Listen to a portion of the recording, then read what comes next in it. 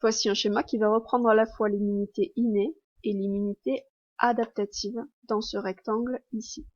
On commence en haut à gauche. Dans le milieu extérieur, on peut voir un virus. Nous sommes protégés par nos barrières naturelles, qui sont la peau et les muqueuses. Mais si nos barrières sont lésées, alors le virus peut entrer. Quand il entre, on parle de contamination. Dans notre organisme, patrouillent en permanence des cellules sentinelles. Elles sont capables de reconnaître des éléments étrangers grâce à des récepteurs que l'on appelle PRR. Elles reconnaissent à la surface des pathogènes des molécules qui sont communes à tous les pathogènes qu'on appelle PAMP. Après la reconnaissance, la cellule sentinelle sécrète des médiateurs chimiques de l'inflammation.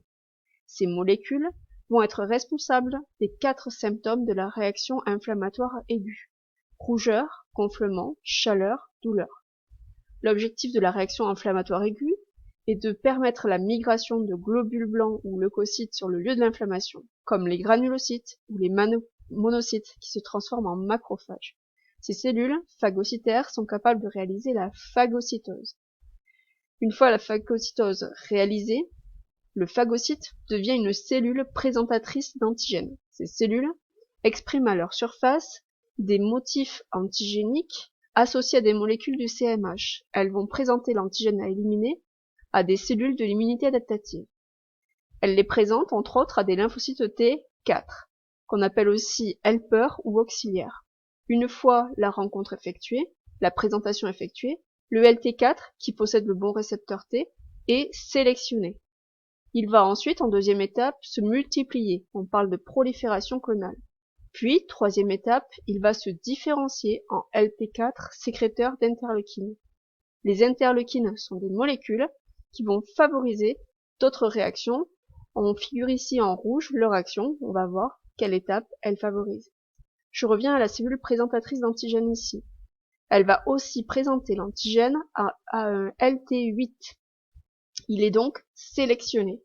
Il va aussi se multiplier, on parle aussi de prolifération clonale. Et ce LT8 va se différencier en LTC ou cytotoxique. Il va maintenant être capable de détruire les cellules infectées.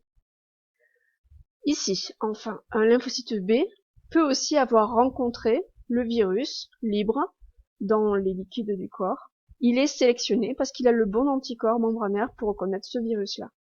Une fois sélectionné, il va proliférer, il se multiplie.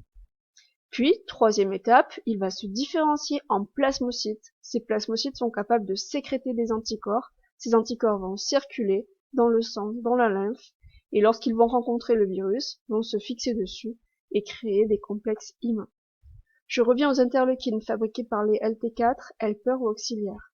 Les interleukines favorisent, stimulent la prolifération clonale du lymphocyte B qui a été sélectionné et sa différenciation en plasmocytes sécréteurs d'anticorps. De l'autre côté, les interleukines stimulent la prolifération du LT8 qui a été sélectionné et sa différenciation en LT cytotoxique.